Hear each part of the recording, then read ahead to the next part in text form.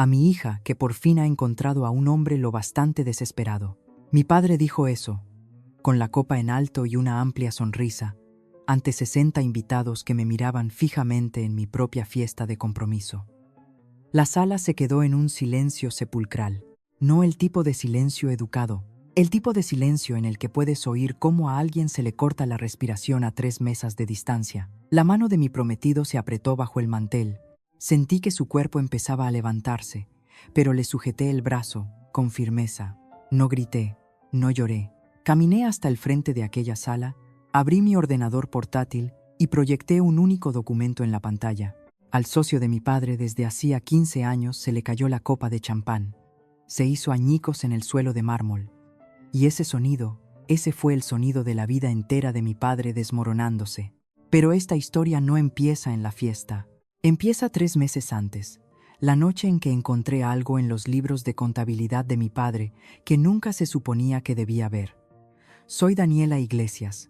Tengo 29 años y soy contable forense. Antes de continuar, por favor, tómate un momento para dar a me gusta y suscribirte, pero solo si esta historia te llega de verdad.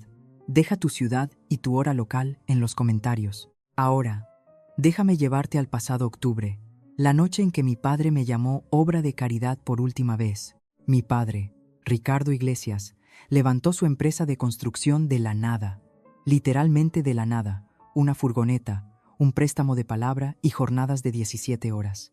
Para cuando yo nací, Construcciones Iglesias y Ochoa tenía 12 empleados, una flota de vehículos y una reputación en nuestra ciudad que hacía que la gente se irguiera un poco más cuando mi padre entraba en una habitación. Crecí viendo a la gente admirarle.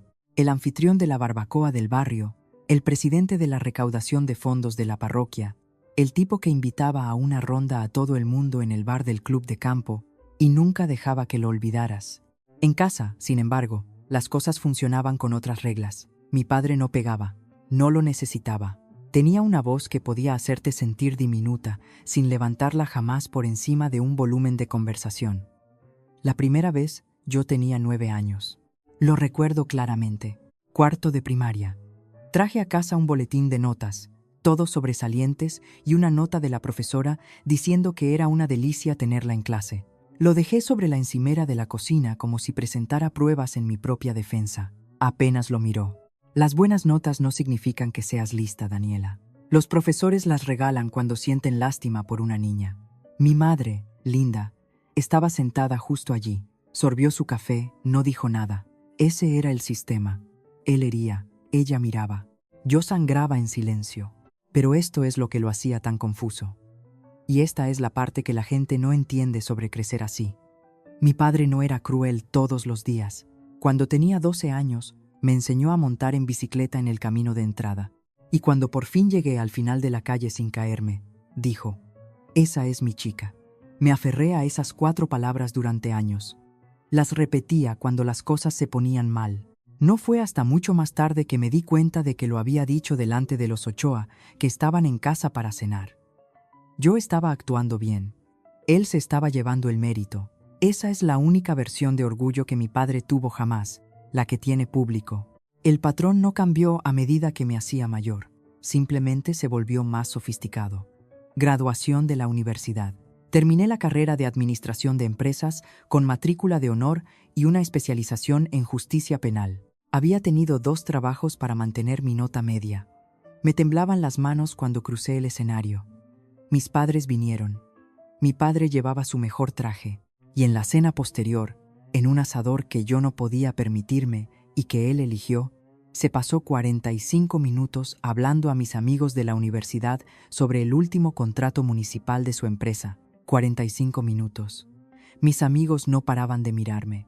Yo seguía sonriendo. Cuando llegó la cuenta, dijo lo suficientemente alto para la mesa: «Bueno, Daniela, esperemos que ese título valga más que el papel en el que está impreso». Todo el mundo se rió, porque eso es lo que haces cuando Ricardo Iglesias hace un chiste. Te ríes.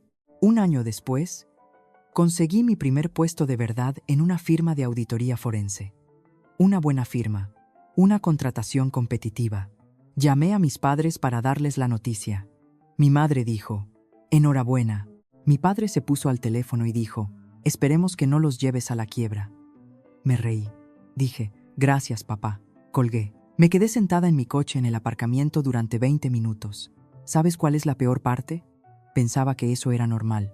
Cuando la crueldad es el agua en la que nadas, no sabes que te estás ahogando. Crees que así es como se mueve la corriente.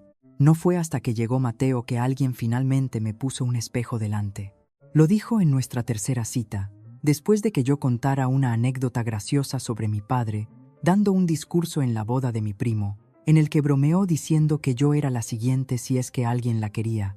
Mateo no se rió. Dejó el tenedor y me miró. Daniela, eso no es normal. Lo sabes, ¿verdad?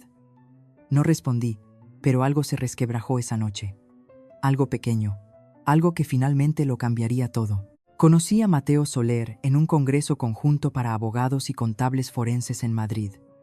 Él presentaba una ponencia sobre litigios por fraude financiero. Yo tomaba notas 3 filas más atrás. No era ostentoso. No dominaba una sala como lo hacía mi padre. Mateo era el tipo de hombre que escuchaba más de lo que hablaba. Y cuando hablaba, cada palabra aterrizaba exactamente donde debía. Firme, sensato, lo contrario de todo lo que había conocido. Salimos durante 14 meses antes de que lo llevara a casa a conocer a mis padres. Debería haber sabido cómo iría. Mi padre abrió la puerta, estrechó la mano de Mateo y en 3 minutos había convertido el salón en una entrevista. ¿Dónde había estudiado Mateo? ¿Cuál era su rango salarial? ¿Venía de familia con dinero? Mateo respondió a todo con calma, sin estar a la defensiva, sin postureo, solo respuestas honestas y directas. Entonces mi padre se reclinó en su sillón y dijo, «Espero que tengas paciencia, hijo. Mi hija es del tipo que necesita ser guiada». La sala se quedó en silencio. Mi madre se miró las manos. Abrí la boca para decir algo. Ni siquiera sé qué. Pero Mateo se me adelantó. «Con todo el respeto, señor, Daniela es la persona más capaz que he conocido, sin acalorarse, sin agresividad, solo un hecho, dicho como si lo estuviera leyendo de una página». Mi padre no respondió. Se quedó mirando a Mateo durante 3 largos segundos y luego cambió de tema al fútbol. Pero lo vi. El microcambio en su mandíbula, el destello tras sus ojos. Mateo no le tenía miedo. Y eso, me doy cuenta ahora, fue el principio del fin. Porque todo el sistema de mi padre dependía de que todos en la sala tuvieran un poquito de miedo. Y Mateo, sencillamente, no lo tenía. El hombre al que amaba acababa de convertirse en el nuevo problema de mi padre. Mateo me pidió matrimonio un domingo por la mañana, sin anillo en una copa de champán, sin avionetas escribiendo en el cielo. Me preparó un café, se sentó frente a mí en la mesa de nuestra cocina y dijo, «Quiero que el resto de mi vida se parezca exactamente a esto. ¿Quieres casarte conmigo?» Dije que sí antes de que terminara la frase. Queríamos algo pequeño para la fiesta de compromiso. 15, quizá 20 personas.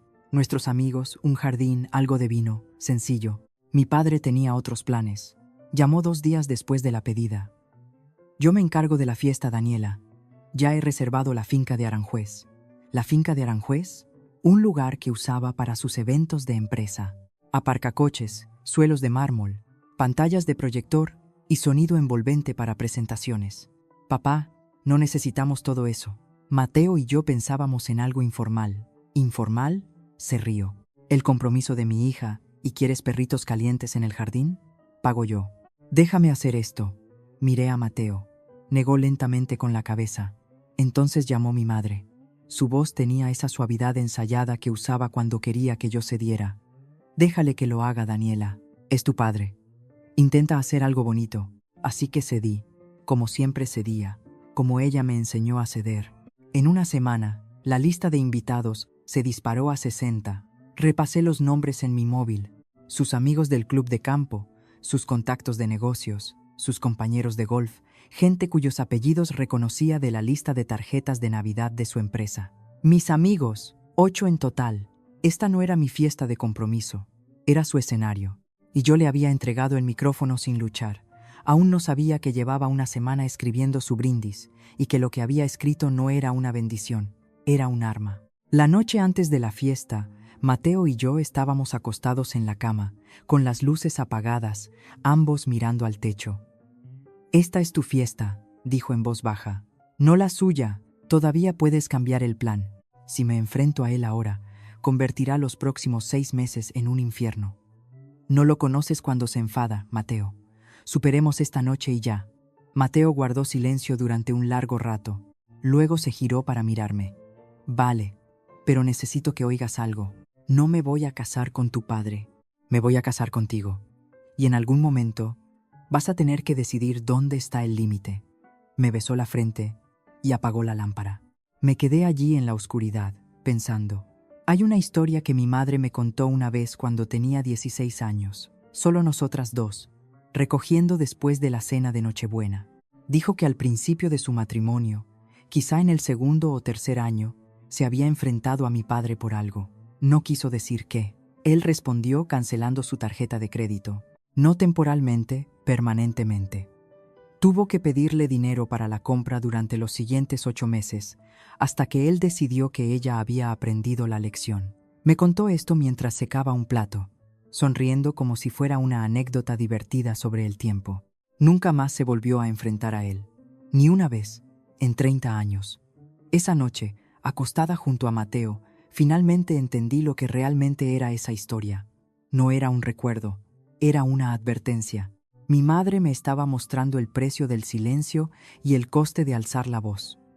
Miré al techo y pensé, si no pongo el límite ahora, me convertiré en ella, sonriendo a través del dolor, secando platos, contándole a mi propia hija la misma historia algún día, como si fuera algo que simplemente ocurrió. No pude dormir después de eso. La tarde siguiente, viernes, la víspera de la fiesta, pasé por casa de mis padres para dejar la distribución de las mesas. Mi padre estaba en su despacho, con la puerta abierta, las gafas de leer puestas, escribiendo algo en un bloc de notas amarillo. «Papá, ¿qué escribes?» No levantó la vista. «Mi brindis. No te preocupes. ¿Puedo leerlo?» Ahora sí levantó la vista. Sonrió. El tipo de sonrisa que nunca pasaba de su boca. «Lo oirás mañana, junto con todos los demás». Algo frío me recorrió el pecho. «Papá, es mi fiesta de compromiso. Creo que tengo derecho a...» «Daniela».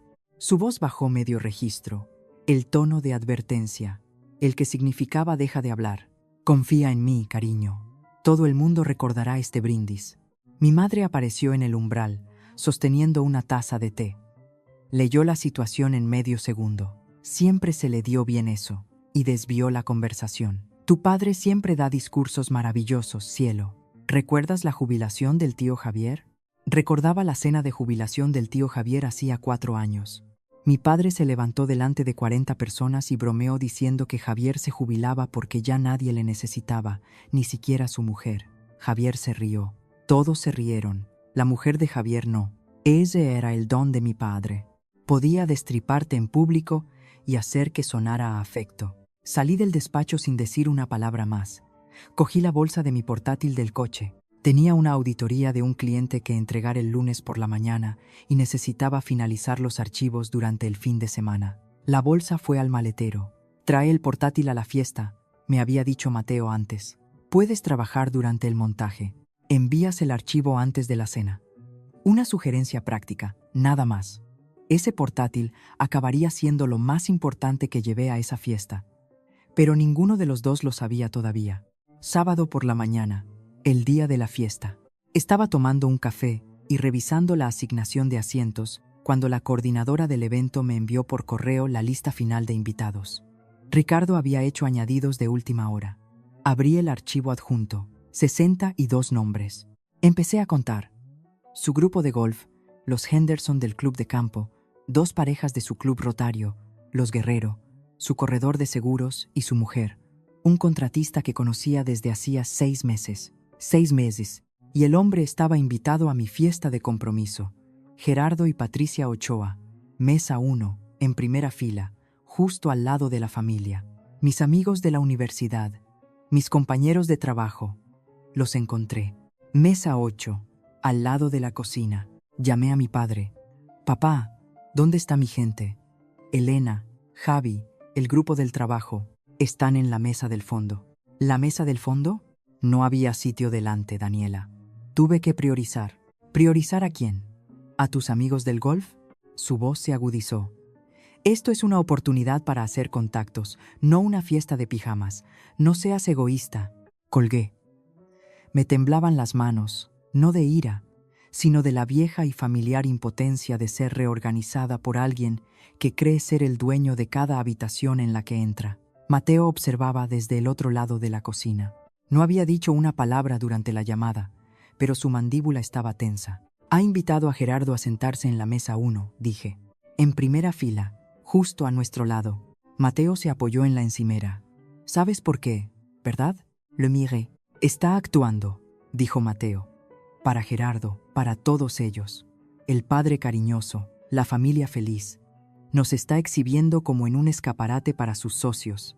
Me quedé mirando la lista de invitados en mi pantalla. 62 nombres, y yo era un accesorio en mi propia fiesta. Cerré el portátil, me vestí y conduje hasta el lugar para ver el espectáculo de mi padre. Llegué a la finca 1 hora antes para ayudar con el montaje. El lugar era exactamente el tipo de sitio que le encantaba a mi padre. Ladrillo visto, apliques de latón, una larga barra de caoba, una pantalla de proyector en el extremo, ya preparada para el pase de diapositivas que mi padre había preparado con fotos familiares, fotos que él eligió, momentos que él aprobó. Estaba ajustando los centros de mesa en la mesa 3 cuando oí su voz. Venía del pasillo cerca del guardarropa. Mi padre y Gerardo Ochoa, de pie, juntos, con copas ya en la mano. Yo estaba a la vuelta de la esquina. No me vieron. Te lo digo, Gerardo, estoy tan orgulloso de mi pequeña. La voz de mi padre, cálida, expansiva, la voz que usaba en público, es todo lo que la he educado para ser. Gerardo se rió. Has hecho un trabajo magnífico, Ricardo. No todos los padres se involucran tanto. La familia lo primero, ese siempre ha sido mi lema. Me quedé allí, detrás de la pared, con el centro de mesa todavía en la mano. La palabra resonó. Orgulloso. Mi padre acababa de decir que estaba orgulloso de mí. Nunca, ni una sola vez, me había dicho esa palabra a la cara, ni en la graduación, ni cuando aprobé las oposiciones de auditoría, ni cuando obtuve mi certificación de examinadora de fraude, ni una sola vez en 29 años. Pero aquí, en un pasillo, al hombre al que le estaba robando el dinero, ahí es donde vivía la palabra. Era una moneda que se gastaba donde le compraba algo. Dejé el centro de mesa y me alejé en silencio. No le encaré, no lloré, simplemente lo archivé donde archivo todo lo que mi padre me da, en el lugar donde el dolor se asienta tanto tiempo que empieza a parecer un mueble. Lo que aún no sabía era esto.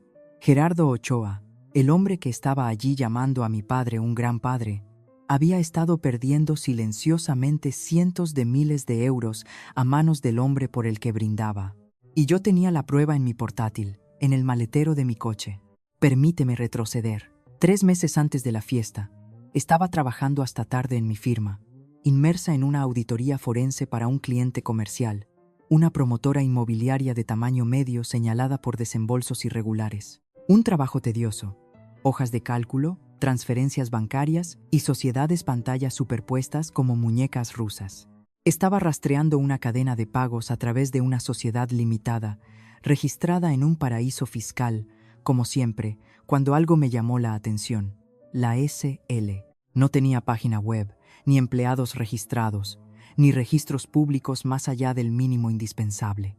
Pero las transferencias que fluían a través de ella eran sustanciales, constantes, mensuales. Seguí tirando del hilo. La SL estaba vinculada a un holding. El holding compartía un agente registrado con otra entidad. Y esa entidad, enterrada 3 capas más abajo, detrás de suficiente papeleo como para hacerte sangrar los ojos, conectaba con un nombre que reconocí: Construcciones Iglesias y Ochoa, S.L., la empresa de mi padre. Me quedé mirando la pantalla. El café se me enfrió.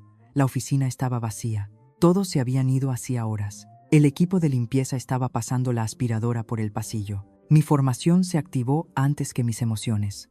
Los examinadores de fraude certificados tienen una obligación. Si descubrimos pruebas de fraude financiero en el curso de nuestro trabajo, no podemos mirar hacia otro lado. No es opcional, es el trabajo. Pero este era mi padre. Guardé los archivos, cerré el portátil, conduje a casa, me senté en mi coche en la entrada durante 10 minutos, con el motor apagado, las manos en el volante, Luego entré, abrí una nueva carpeta en mi portátil personal y la llamé Proyecto Atlas. Durante las siguientes semanas, trabajé en ello fuera de horario, sola, rastreando cada transacción, documentando cada discrepancia, construyendo el tipo de informe que construyo para los clientes, excepto que esta vez el sujeto era el hombre que me crió. No se lo dije a nadie, todavía no. A las 2 semanas se lo conté a Mateo, no porque quisiera, sino porque ya no podía llevarlo sola. Me despertaba a las 3 de la mañana, mirando al techo, haciendo números en mi cabeza, cuestionando cada entrada en esa carpeta. La auditora en mí sabía lo que mostraban los datos. La hija en mí seguía buscando otra explicación. No la había. Senté a Mateo en la mesa de la cocina un martes por la noche. Le mostré el resumen. Lo leyó lentamente, de la forma en que los abogados leen todo. Una vez por el contenido, otra por las implicaciones. Cuando terminó, levantó la vista. ¿Cuánto? Difícil de decir sin acceso completo, pero basándome en lo que puedo rastrear, es significativo. A lo largo de una década, dejó los papeles. ¿Qué quieres hacer con esto? No lo sé. Es mi padre. Mateo asintió. No presionó, no sermoneó, no dijo lo que cualquier persona razonable habría dicho, que es: tu padre es un ladrón. En cambio, se inclinó hacia adelante y dijo lo que más importaba. También le está robando a un hombre que confía en él. Gerardo ha sido su socio durante 15 años. Miré la mesa, la veta de la madera, la mancha del cerco de mi taza de café. Decidas lo que decidas, dijo Mateo. Estoy contigo. Pero no te demores mucho. Gerardo merece saberlo. Estuve de acuerdo. Mi plan era claro. Terminar la auditoría, compilar el informe completo, pasar la fiesta de compromiso. Luego, el lunes por la mañana, enviaría el informe directamente a Gerardo, cara a cara si era posible. Limpio, profesional, sin dramas, sin escenas.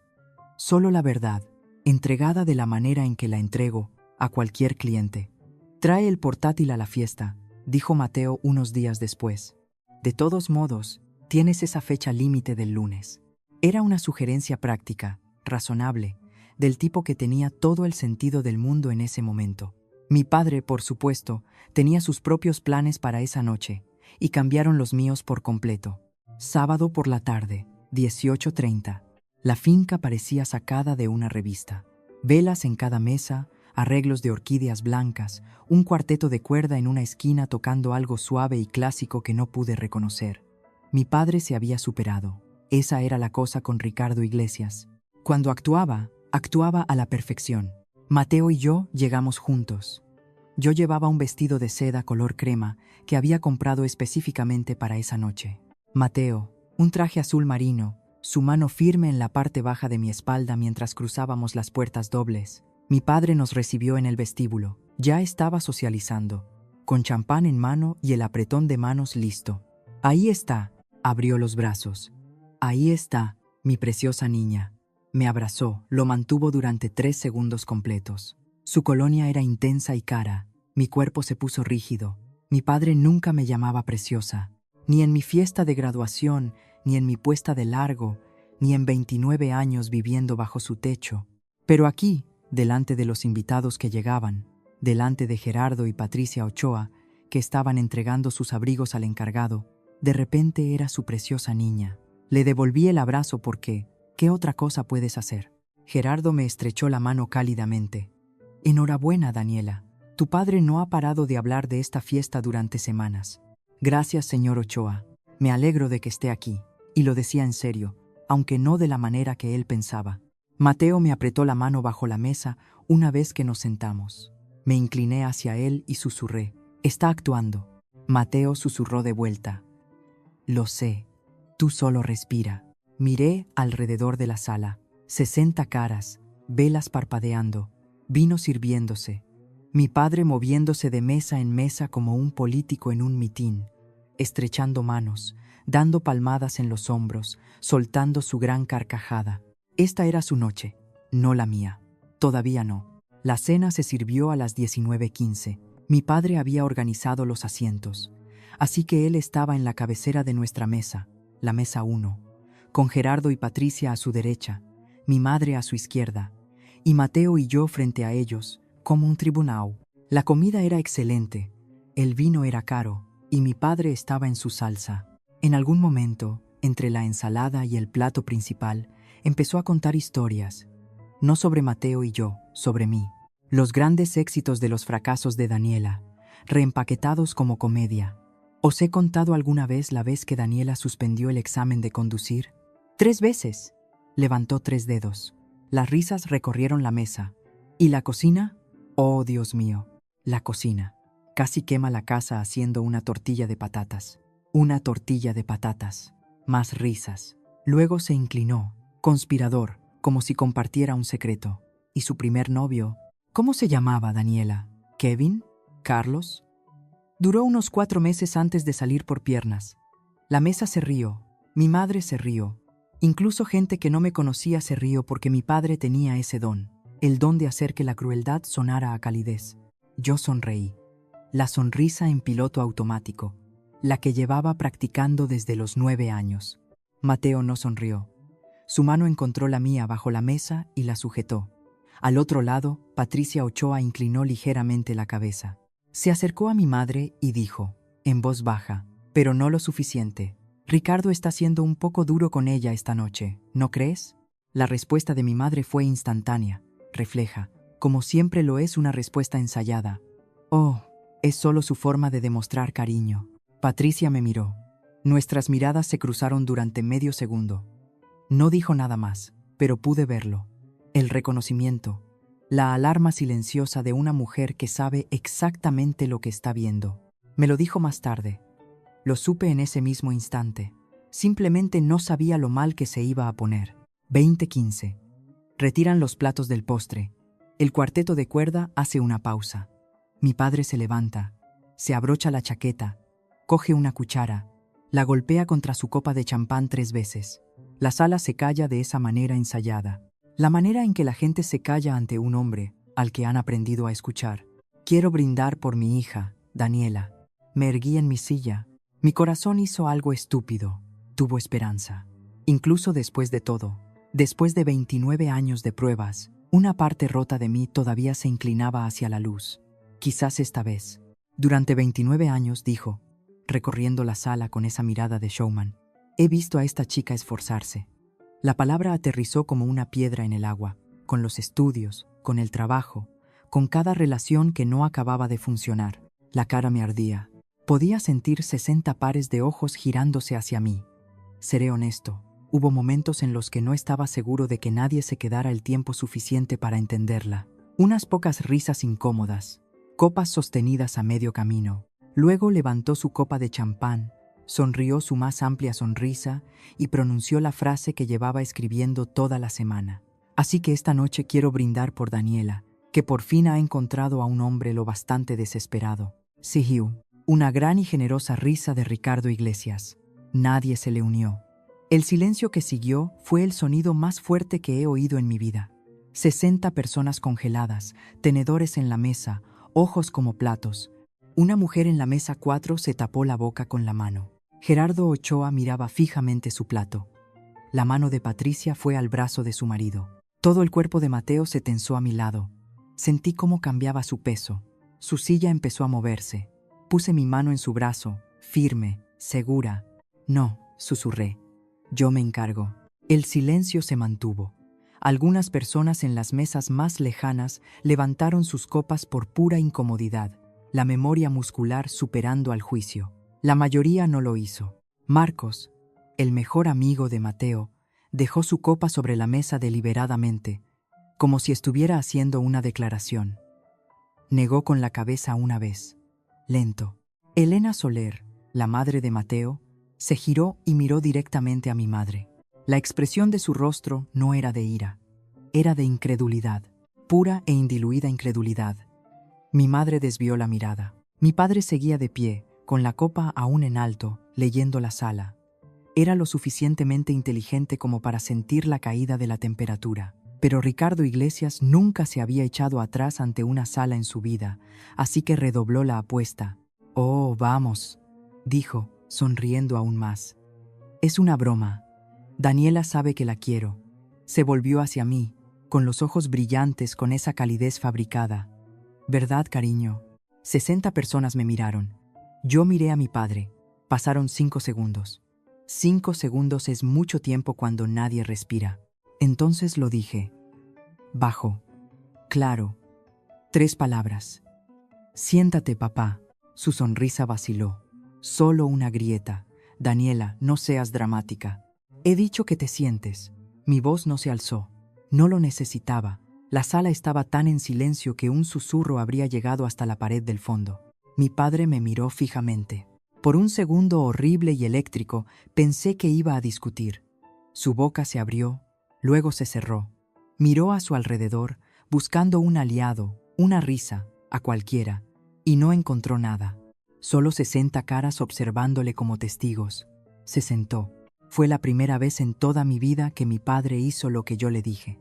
Aparté mi silla, me levanté, me alisé el vestido y caminé con calma, con paso firme, sin prisa, hasta el frente de la sala. Tenía un portátil en mi bolso y un archivo que había estado esperando este momento sin que ninguno de los dos lo supiera. El trayecto desde la mesa 1 hasta el frente de la sala era de apenas 10 metros. Pareció 1 kilómetro.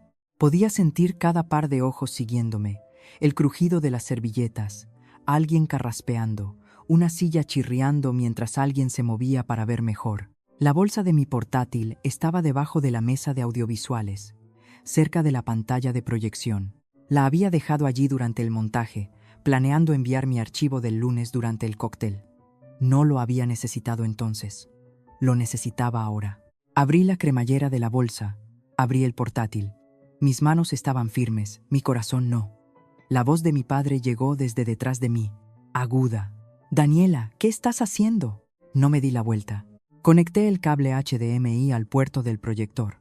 El mismo proyector que mi padre había instalado para su cuidada presentación de diapositivas familiares. Fotos de vacaciones que él había elegido, festividades que él había escenificado, un resumen de los mejores momentos de una familia que no existía. La pantalla se iluminó. Abrí la carpeta. Proyecto Atlas. Entonces me giré para encarar la sala. 60 personas. Mi madre agarrando su servilleta. Mateo, de pie ahora, a 3 pasos detrás de mí. Gerardo Ochoa en la mesa 1, sus gafas de leer todavía en la nariz por haber revisado el menú de postres. Mi padre acaba de decir a 60 personas que ningún hombre se casaría voluntariamente conmigo, dije. Mi voz era uniforme, profesional, el mismo tono que uso cuando presento hallazgos a un cliente. Creo que es justo que estas mismas 60 personas sepan quién es mi padre en realidad. Hice clic para abrir el archivo. La primera página llenó la pantalla. Fondo blanco, texto negro. Un encabezado que decía: resumen de auditoría forense, transferencias de fondos no autorizadas. Construcciones, Iglesias y Ochoa, S.L. La copa de champán de Gerardo Ochoa empezó a inclinarse en su mano. No di un discurso, no lo necesitaba. Este es un informe de auditoría forense que he compilado durante los últimos 3 meses, dije. Documenta un patrón de transferencias de fondos no autorizadas desde la empresa que mi padre codirige con el señor Gerardo Ochoa. Me desplacé a la página de resumen. 3 columnas, fechas, importes, cuentas de destino. Una década de transacciones expuestas en el formato limpio y clínico para el que había sido entrenada. Los números hablaban por sí mismos. Mi padre se puso de pie de un salto. Su silla raspó el suelo de mármol con un sonido que hizo que 2 personas se estremecieran. Esto es ridículo. Su voz era alta ahora, alta de una manera que nunca era en público. La voz contenida resquebrajándose para mostrar lo que vivía debajo. No sabes de lo que estás hablando. Me giré y le miré directamente. Por primera vez en 29 años, miré a mi padre sin acobardarme. Papá, soy examinadora de fraude certificada. Esto es, literalmente, a lo que me dedico. La sala no jadeó. Fue peor que eso. Simplemente absorbió. 60 personas procesando a la vez. Podía verlo moverse a través de las mesas como el tiempo. Los ojos desorbitados. Las manos buscando los móviles. Las parejas inclinándose para susurrar. Entonces, el sonido. Cristal sobre mármol. Agudo, final.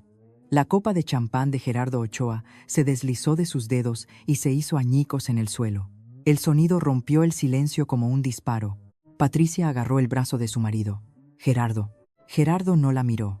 Estaba mirando fijamente la pantalla. Su rostro se había vuelto gris. El tipo de gris que aparece cuando ves 15 años de confianza disolverse en 15 segundos. Luego miró a mi padre, y la expresión en el rostro de Gerardo Ochoa, nunca la olvidaré. No era ira, todavía no. Era la mirada de un hombre que descubre que su casa ha estado en llamas durante años y nadie se lo había dicho. Mi padre se movió rápido. Siempre lo hacía cuando los muros se cerraban. Se acercó a Gerardo, con ambas palmas hacia arriba, la pose del pacificador. Gerardo, escúchame. Está mintiendo. Está enfadada. Hice una broma que no le gustó y ahora se está inventando cosas para humillarme. Gerardo levantó una mano. No se levantó.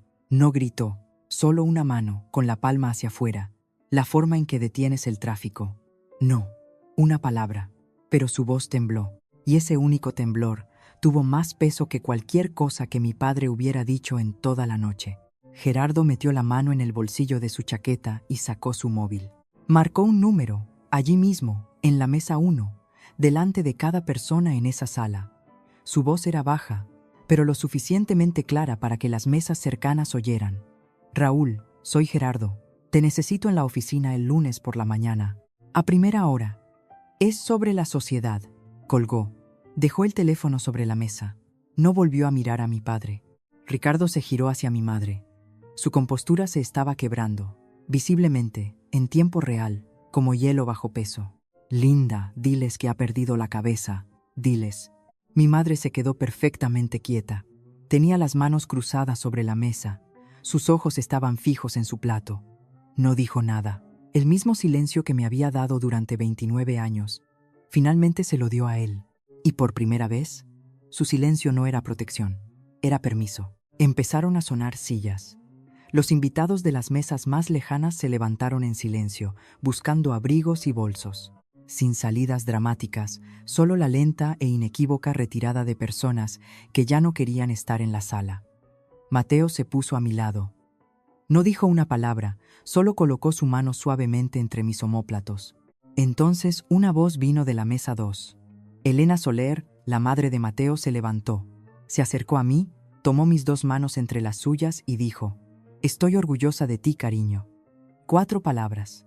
Exactamente las 4 palabras que había estado esperando oír de mi padre toda mi vida. Vinieron de la madre de otro, y eso, de alguna manera, hizo que significaran aún más. Gerardo se levantó lentamente. Se apoyó con una mano en la mesa, no porque estuviera débil, sino porque se estaba conteniendo. Caminó hacia mi padre. Los 2 hombres se pararon cara a cara frente a 60, no, quizás 50 ahora. Algunos ya se habían escabullido. Testigos. 15 años, Ricardo. La voz de Gerardo era tranquila, controlada. La voz de un hombre que elige sus palabras porque sabe que una sala llena de gente recordará cada una de ellas. 15 años confiando en ti. Mi padre empezó a hablar rápido. Gerardo, déjame explicarte. Hay un contexto aquí. Las transferencias es una reestructuración. Mi gestor aconsejó. Tu gestor. Gerardo casi se rió. Casi. Tu hija es contable forense, Ricardo, y me acaba de mostrar lo que tu gestor estaba ocultando. Mi padre abrió la boca. No salió nada. Gerardo se ajustó la chaqueta, se enderezó la corbata. Luego dijo, en voz baja y precisa: «Mi abogado se pondrá en contacto el lunes por la mañana. No me llames. No vengas a la oficina. No me contactes». Se giró hacia Patricia. Ella ya estaba de pie, con el abrigo sobre el brazo, lista. Llevaban 35 años casados. Sabía cuándo era hora de irse. Pero Patricia se detuvo. Caminó hacia mí, tomó mi mano y la apretó. «Gracias por decir la verdad, Daniela. Sé lo que te ha costado». Asentí. Tenía la garganta demasiado apretada para hablar. Los Ochoa salieron por las puertas dobles. La sala los vio irse. Nadie intentó detenerlos. Nadie se despidió de Ricardo. Mi padre se quedó solo en el centro de la sala. El proyector seguía encendido detrás de él, proyectando el resumen de la auditoría sobre su espalda como una sombra que no podía quitarse. Una por una, las mesas se vaciaron, los abrigos se recogieron, los coches arrancaron en el aparcamiento. Ni una sola persona se detuvo a estrecharle la mano al salir. A las 9, la sala estaba casi vacía. El cuarteto de cuerda había recogido hacía 20 minutos. Los camareros se movían en silencio entre las mesas, retirando platos de una cena que nadie había terminado. Mi madre estaba sentada en la mesa 1, mismo sitio, misma postura. No se había movido en 45 minutos. Mi padre estaba de pie junto a la barra, con la chaqueta quitada y la corbata floja. Sostenía un vaso de whisky que no había bebido. Cerré mi portátil, desconecté el cable HDMI, lo guardé en mi bolso. Ahora me temblaban las manos. No durante, sino después. La adrenalina se estaba yendo, y lo que dejaba atrás era algo más pesado. Caminé hasta el centro de la sala. Mi padre me miró. Tenía los ojos rojos. No sé si era de rabia o de algo más profundo, quizás ambas cosas. Acabas de destruir a tu propio padre, dijo. Sostuve su mirada. No, papá. Tú te destruiste a ti mismo. Yo solo dejé de encubrirte. ¿Por una broma? ¿Hiciste esto por una broma? Esto no es por el brindis, y lo sabes. Se giró hacia mi madre. Última carta, jugada final. Linda, ¿vas a dejar que me haga esto? Mi madre levantó la vista de la mesa y, por primera vez en 30 años de matrimonio, en toda una vida de silencio ensayado, habló. Tú hiciste esto, Ricardo, no ella. 7 palabras, bajas, casi suaves, pero aterrizaron como una puerta cerrándose. El rostro de mi padre hizo algo que nunca había visto antes. Se derrumbó, no en lágrimas. Mi padre no lloraba, sino en una especie de vacío. La mirada de un hombre que se ha quedado sin gente a quien culpar. Cogí mi bolso.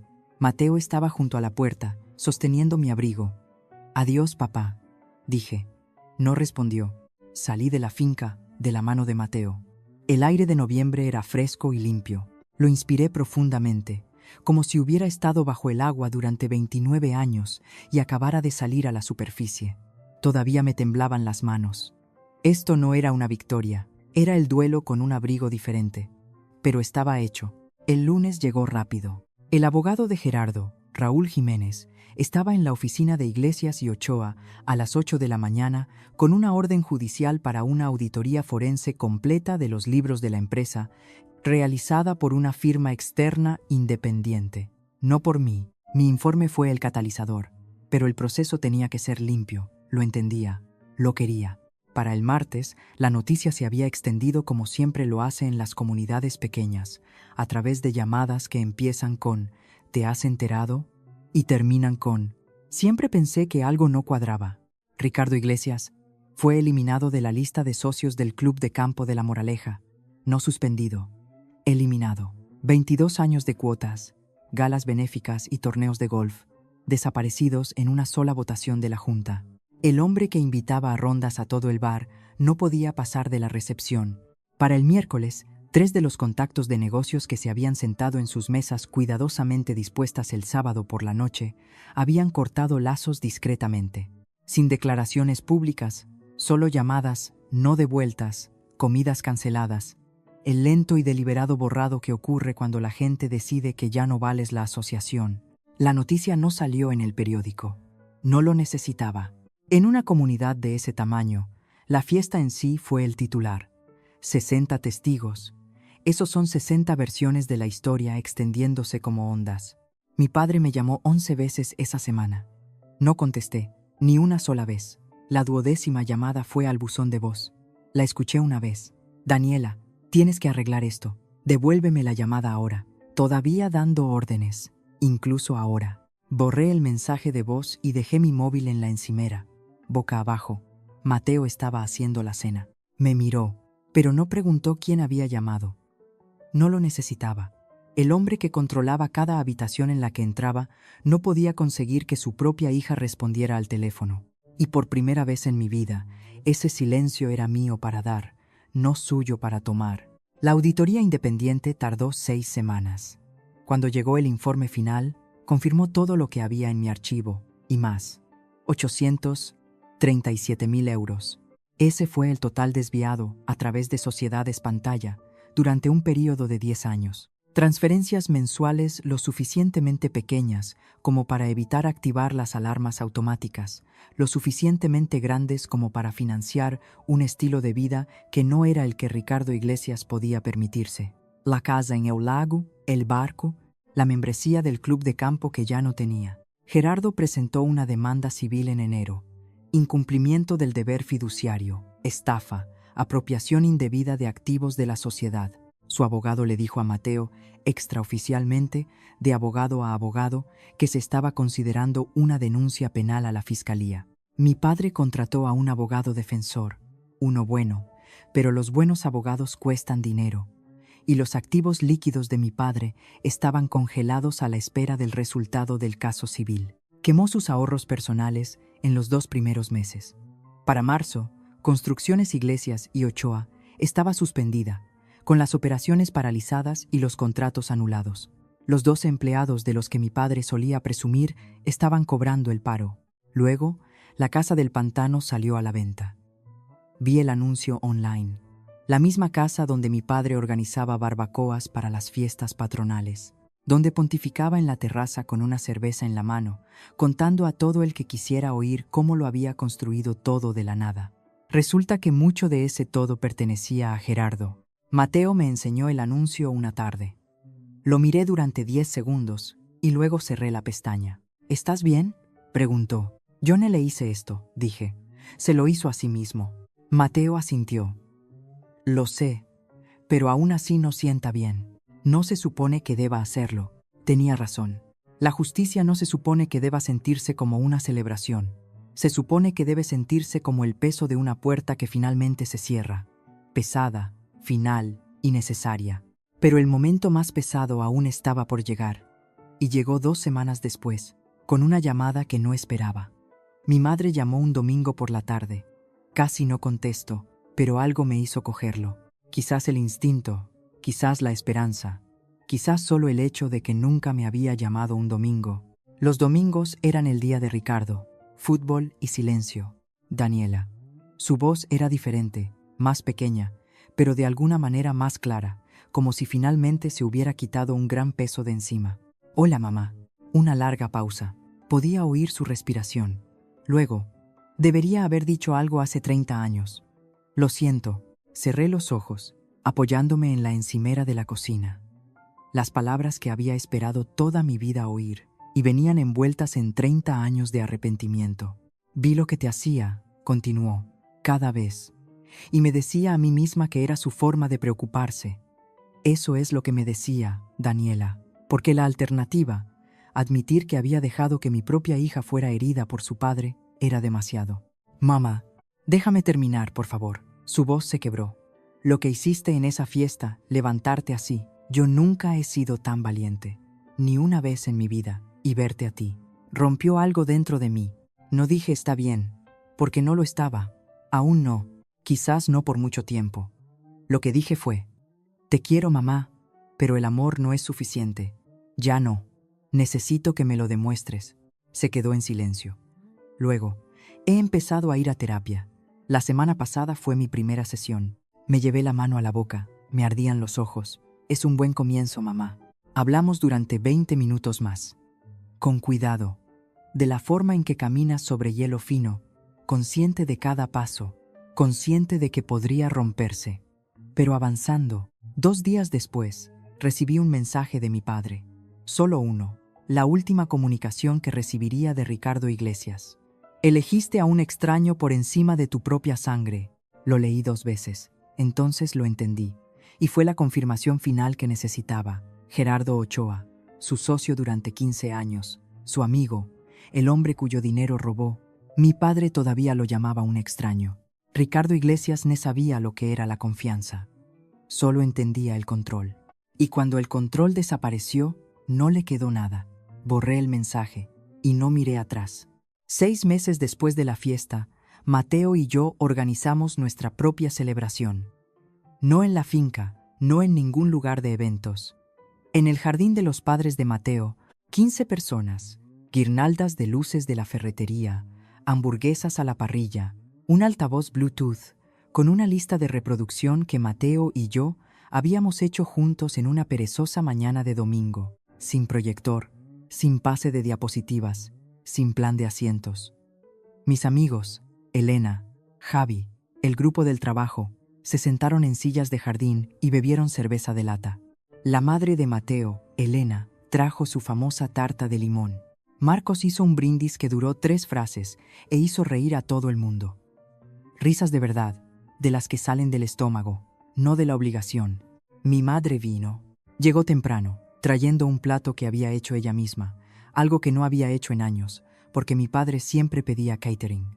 Estaba más callada de lo habitual, cuidadosa con sus palabras, pero estaba allí, presente, intentándolo. Mi padre no estaba invitado. A mitad de la velada sonó el timbre. Un repartidor, flores, un enorme ramo de peonías blancas con una tarjeta. La abrí. Para Daniela, la persona más honesta que he conocido. Enhorabuena, Gerardo y Patricia Ochoa. Me quedé en la puerta, sosteniendo esa tarjeta durante mucho tiempo. Mateo se acercó por detrás. ¿Estás bien? Sí, dije. Es solo que me pasé 29 años intentando ganarme una palabra de mi padre. Y aquí está Gerardo Ochoa dándome algo que mi padre nunca pudo. Mateo me rodeó con el brazo. Algunas personas construyen, otras quitan. No puedes cambiar cuál de las dos eligió ser tu padre. Apoyé la cara en su hombro y lloré. La primera vez desde la fiesta. Lágrimas de verdad, desordenadas, feas. No porque estuviera triste exactamente, sino porque algo que había estado cerrado a cal y canto durante 29 años finalmente se había abierto, y todo lo que había dentro necesitaba un lugar a donde ir. 15 personas que de verdad querían estar allí. Eso es todo lo que siempre necesité. La gente me pregunta si me arrepiento. La respuesta es complicada. Me arrepiento cada día, pero no por la razón que podrías pensar. No me arrepiento de la verdad. No me arrepiento de haberme plantado. Me arrepiento de que mi padre me pusiera en una posición en la que tuve que elegir entre la lealtad y la honestidad. Esa elección nunca debería haber sido mía. Déjame aclarar algo. No proyecté ese documento para vengarme. No subí allí con un plan. Mi plan era el lunes por la mañana, limpio, profesional, privado. Pero cuando mi padre se puso delante de todas las personas que quiero y les dijo que yo no valía nada, cuando convirtió mi fiesta de compromiso en una última actuación donde él era la estrella y yo el chiste, algo cambió. No fue ira, fue algo más profundo. La comprensión de que si me sentaba y me tragaba esto, me tragaría todo para siempre. Estaba cansada de tragar. La verdad es que había guardado silencio sobre 2 cosas: cómo me trataba mi padre y lo que mi padre le había hecho a Gerardo. Y en ese momento entendí que el silencio era el mismo. El silencio sobre el abuso y el silencio sobre el fraude provenían del mismo lugar, el miedo. Miedo a perder a un padre que nunca fue realmente mío. El silencio no es lealtad, el silencio es complicidad. Aprendí eso en una cena mientras veía a mi madre doblar su servilleta y sonreír. Si estás escuchando esto y algo te resulta familiar, si sabes lo que es sentarte en una mesa y hacerte pequeño para que otro pueda sentirse grande, no voy a decirte qué hacer. No es mi lugar. Pero te diré esto: poner un límite con tu familia no significa que no los quieras. Significa que te quieres a ti mismo lo suficiente como para decir, no voy a aceptar esto más. Y a veces, esa es la frase más valiente que una persona puede pronunciar. Aquí es donde estoy ahora. Mateo y yo nos casamos el mes que viene. Una ceremonia pequeña, 30 invitados, cada uno de ellos elegido por nosotros. Nadie se ofreció a organizar nada. No fue necesario. Mi madre sigue en terapia. Hablamos una vez a la semana, a veces 2. Son conversaciones cuidadosas, como aprender a caminar de nuevo después de mucho tiempo en una silla de ruedas. No es la madre que necesitaba cuando tenía 9 años, pero está intentando ser la madre que necesito ahora, y estoy aprendiendo a permitírselo. El caso civil de Gerardo avanza en los tribunales. No sigo los detalles. Di mi declaración el mes pasado. Profesional, basada en hechos, sin emoción. Solo los números. Los números son suficientes. Ricardo vendió la casa del pantano. Me enteré por un primo que está alquilando un apartamento en el lado este de la ciudad, solo. Linda se mudó con su hermana en febrero. Mi padre no me ha contactado desde aquel mensaje de texto. No espero que lo haga. El hombre que pasó 29 años controlando cada conversación finalmente se encontró con una que no pudo manejar. No soy una heroína, quiero que lo sepas. No soy una guerrera que planeó la venganza perfecta. Soy una mujer que fue empujada demasiado lejos en la noche equivocada y que casualmente tenía las pruebas para responder. Esa es toda la historia. Algunos días me levanto y echo de menos a mi padre, no al real, al que yo inventé. La versión que me enseñó a montar en bici y lo decía en serio. La versión que dijo orgulloso y no estaba actuando. Ese padre nunca existió. Pero el duelo es real. Si estás viendo esto y sabes lo que es llorar por alguien que todavía está vivo, te entiendo. Y espero que sepas que está permitido llorar y seguir adelante al mismo tiempo. No soy una heroína. Solo soy alguien que finalmente dijo la verdad. Y la verdad resulta que fue suficiente. Si la historia de Daniela te ha conmovido, deja un comentario. ¿Alguna vez has tenido que elegir entre la lealtad y la verdad? O simplemente escribe, me elijo a mí. Con eso basta. Si es tu primera vez aquí, suscríbete. Comparto historias como esta cada semana. Gente real, momentos reales, límites reales. Hay otra esperándote en la descripción. Creo que la sentirás. Nos vemos allí.